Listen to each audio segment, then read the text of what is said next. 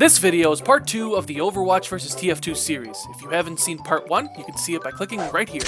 Please watch the video. Please. I need the validation that my parents never gave me.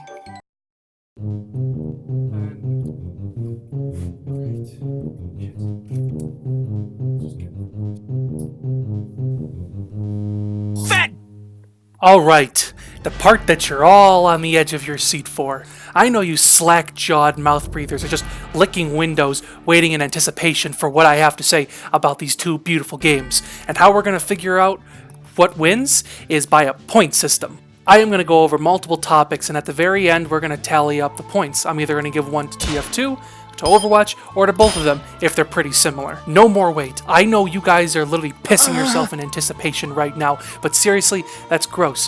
Why would you do that? Why? I invite you into my house, and this is how you repay me? By pissing on my great-grandmother's goiter?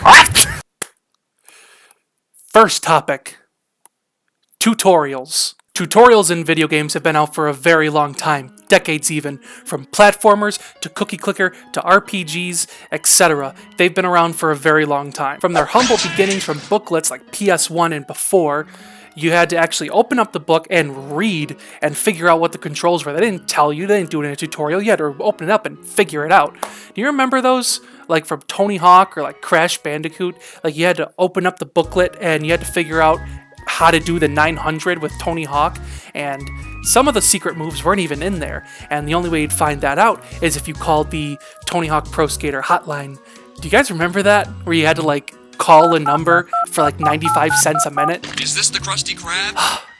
Simpler times, man, I tell ya. And then they get a little bit more complex, like you would have a first level where you, every 13 seconds, they would be stopping you to say, click X to jump over this pit so you don't die. Or they would have loading screens with the controls on them. Or they would have like level 0, like tutorial levels for a level that you can't even access unless it was a tutorial, and then they would just tell you how to do everything. A lot of tutorials have very valuable information like, thank you, I had to click this button to press X. It's not like every single game for the past 2 decades have been the jump button. It's been the same. Gives me conniptions. If you create a game that doesn't have the space bar or the bottom button on the right to be the jump button, you should actually be sent to Guantanamo Bay. Alright, sorry, got a little bit heated there. I just don't like it when so many games just hold your hand like you're in Dora the Explorer. Do you know how to fatally rip Liu Kang in half? You do? Good! When you start up Overwatch for the first time, you're immediately put into a tutorial with Soldier 76. Some people will call it a tutorial. I call it a stroll through a daycare center while you're just loading up your diaper. If you're someone who's playing a first-person shooter game on a PC and you don't know what the default button is, you're weak, your parents have failed you, and you should be shipped to the gulags. Press left click to shoot. Press the space bar to jump. I know this. Everyone knows this. Why are so many games fixated on just going over the basics in the tutorials like you're going through an episode of Dora the Explorer? And I know, I used that joke twice because this irritates me so much. After 50 billion years of going over the basics, you're finally shown the mechanics of Overwatch. What is an ult? What are your hero's special abilities? Thank you! I wish there was an option in all video games where you can just have the option saying, hey, do you know about the basics of breathing? Then, okay, you can skip this, go on to the complicated stuff. I don't need to hold your hand. I know there are new generations of people playing PC for the first time, and Overwatch may well be their very first-person shooter game, but at least give me the option to skip it. I know it's not that hard to just say yes, no. Take me to the complicated stuff, please. In Overwatch's defense, they do go over the mechanics of what our ults are and what each hero's special abilities are.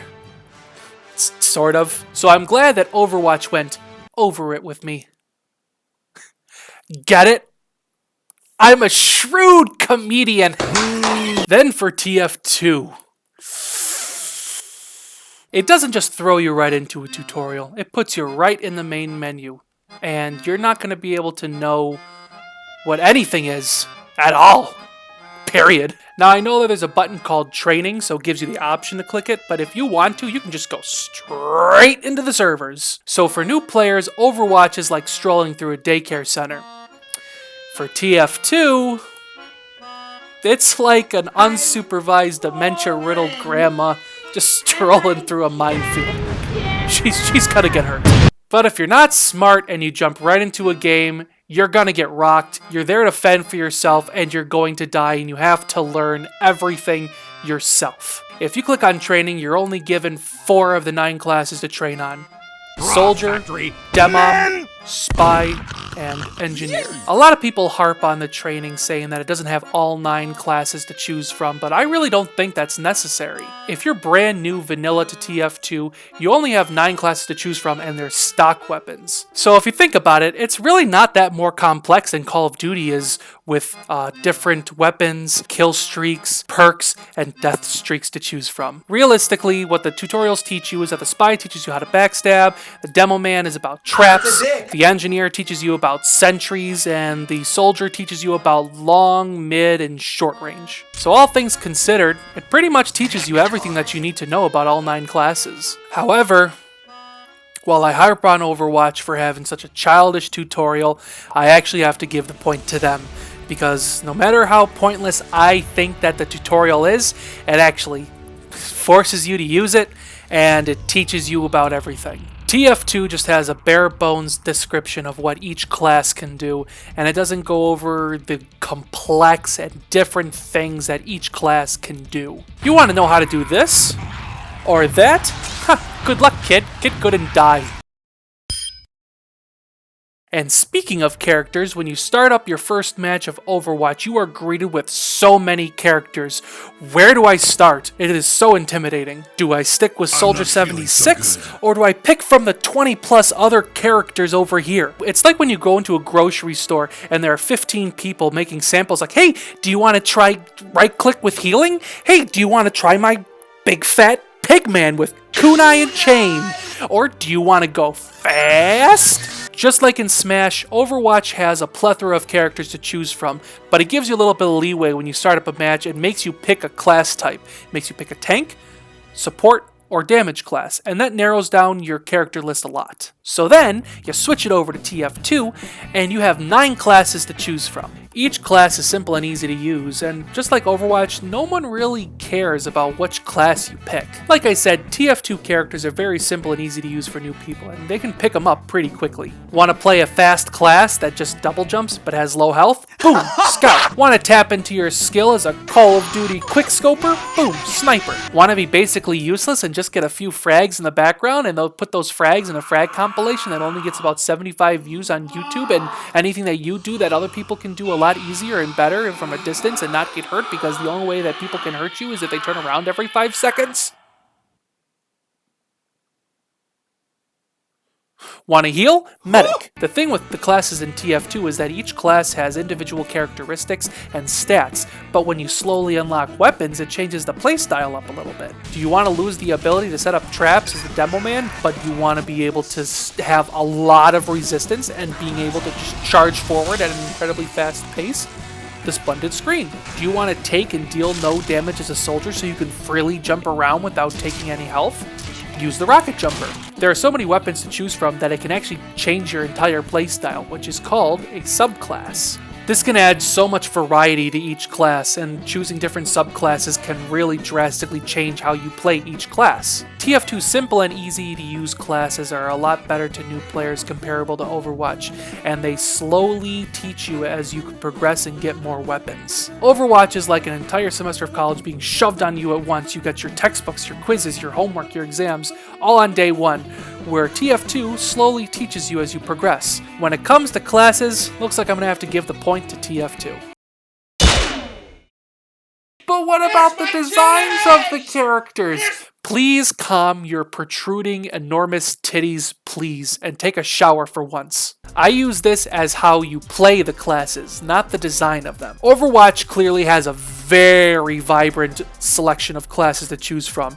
It'll be very hard to find a class that you don't identify with. Like me, I'm kind of a big guy, I've got some tattoos, I've got blonde hair, so I mostly identify with Lucio, because I love electronic music. The character design for Overwatch is so extensive, you don't even have to play as a human. You can play as a hamster, a robot, A Swedish person? Unfortunately, with this many characters, it's kinda hard to knack a personality. They're all really one-dimensional. And that's not necessarily a bad thing. Like, take my boy, Roadhog, for instance, one of my favorite classes to play. He's kinda edgy, pretty big, and his name is Roadhog, so of course, he's gonna be making a lot of crude pig jokes all the time. Bleeding like a stuck pig. Get it? 'Cause Roadhog?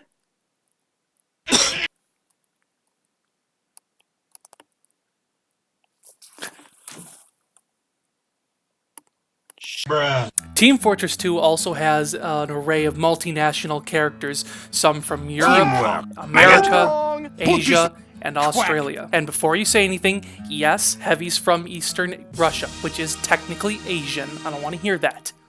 He's from a place called Khabarovsk Krai. It doesn't matter if you're eating a mayo sandwich on salted white bread with a glass of milk, you're still gonna get a wide variety of flavors. Disgusting! Even though they're all mercenaries, they have a wide variety of personalities. The scout is super bold, energetic, and cocky. The medic heals people, even if it's just to use those people as a way to pursue his personal experiments. The spy is cool, calm, and collected. And he's a damn fine gentleman, too. The leg up that Team Fortress 2 has over Overwatch is that each character is a little bit more fleshed out in the personality department. Now, let's take the Heavy, for example. It's very clear that he has an infatuation with guns, and that he's a big, strong, burly guy.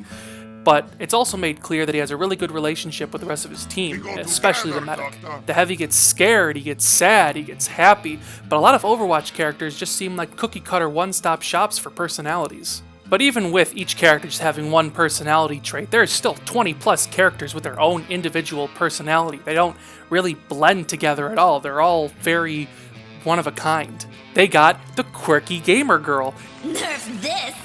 They got the crazy guy. And they got the stoic Asian. Breaking grounds here, I know. I must reclaim my honor. They got a Brit. Brilliant! They got them all. While TF2 has multinational characters, that's really all it has in the realm of diversity. Overwatch has robots, they've got cyborgs, they got hamsters, and they got a purple lady. I want to be a purple lady! So Overwatch has the characters that you want to watch. Why'd I say that? Oh God, why am I the way that I am? They say God doesn't make mistakes, but damn does he have regrets.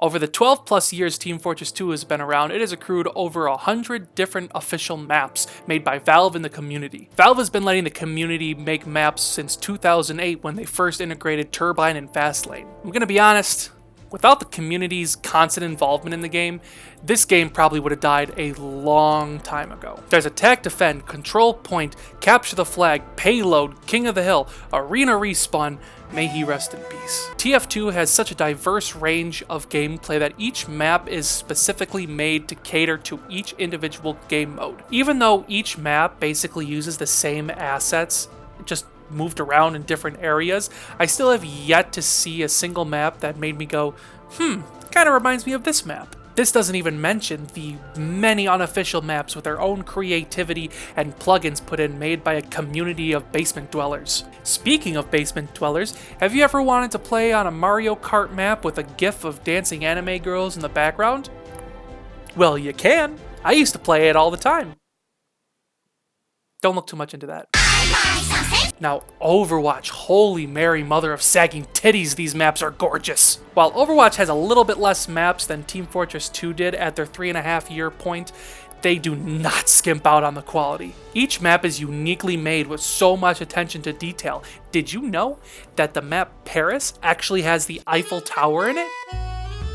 Yeah, soak that in. I have yet to see a single map that has the same props from other maps, just uniquely put together. Unfortunately, with that being said, at the time of this recording, there are no community-made maps, and a lot of Blizzard players desperately want them. Valve basically has everything they've made in the Source engine available to the community for absolutely free.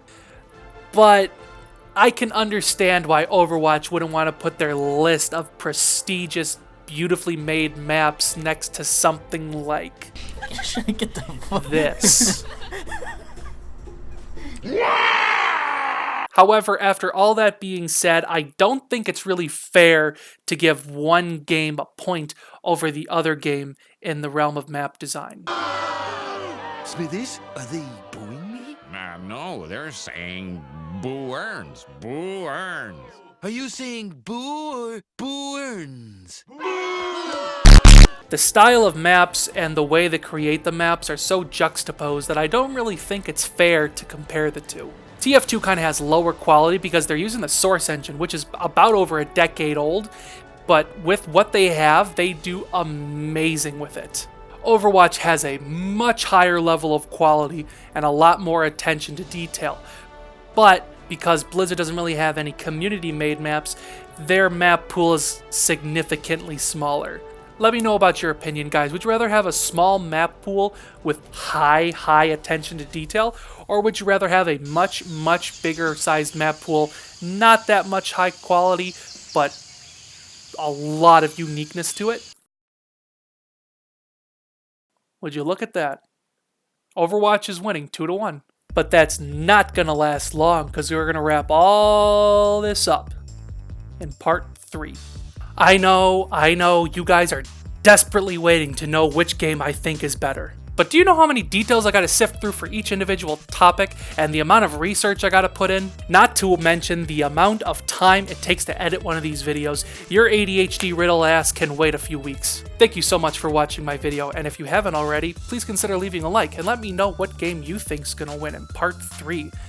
Maybe if your reasoning is good enough, it might be in the next part. Who knows? And if you're feeling a little bit frisky, just decimate that subscribe button. Just I don't know why you're not already subscribed. I clearly asked for it in the first part. Don't make me ask a third time. I swear to God, don't you dare make me ask again. So help me God, I will hurt you and everyone you love. But seriously, thanks so much for watching my video. I'll see you all in the next one. Peace out.